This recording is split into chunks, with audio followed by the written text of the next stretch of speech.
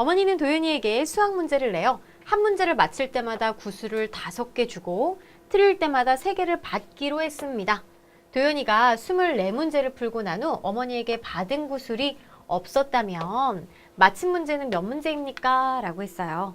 자, 24문제를 냈고 그 다음에 여기서 맞히면 구슬 5개를 받고요. 틀리면요. 내놔! 그래서 3개를 줍니다. 자, 그랬을 때 대체 24문제 풀고 나서 받은 구슬이 하나도 없었을 때는 맞힌 문제? 0문제일까요? 아닙니다. 자, 이때는요. 우리가 대체 어떻게 생각해야 하는지 모르니까 먼저 24문제를 다 맞췄다라고 한번 생각을 해볼게요. 자, 만약에 24문제 중 맞힌 문제. 자, 맞힌 문제라고 할까요? 문제와 틀린 문제 수 합해가지고 24문제가 돼야 되는 거죠? 자, 여기에서 간단하게 표를 만들어 볼게요.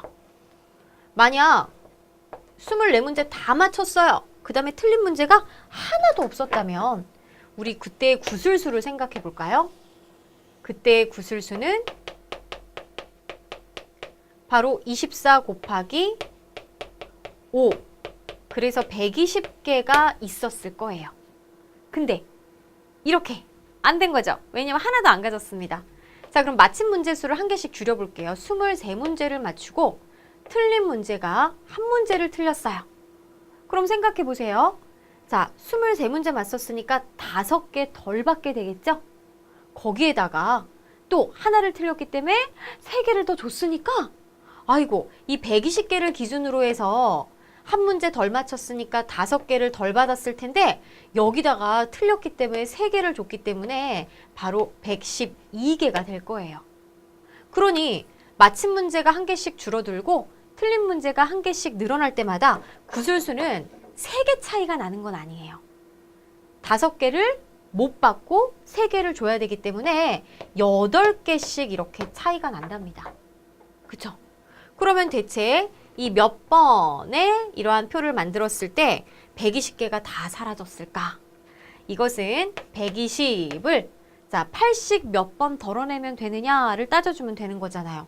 그러니까 이 다음번 한 번 더 보면 하나 덜 맞춰서 22문제 맞히고 2문제를 틀렸다라고 그랬을 때는 또 8개 부족하기 때문에 104개가 구술이 된다라고 보면 되니까요. 그쵸? 그래서 120 나누기 8을 해줍니다. 자, 80 몇 번 덜어냈냐를 따져주는 거니까요.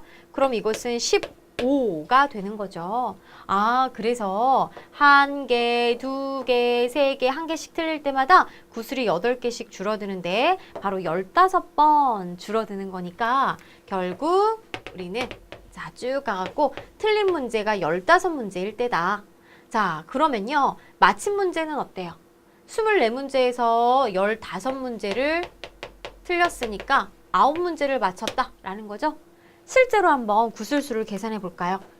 바로 9문제 맞췄으면 곱하기 5, 그래서 45개의 구술을 얻고 그 다음에 15문제를 틀렸으니까 곱하기 3, 45개의 구술을 주었다. 그러니까 당연히 남는 것이 없다라는 거죠. 따라서 어머니에게 받은 구술이 없었다면 맞힌 문제는 몇 문제입니까? 라고 했으니까요. 정답은 9문제 맞췄습니다. 가 정답이 되겠습니다.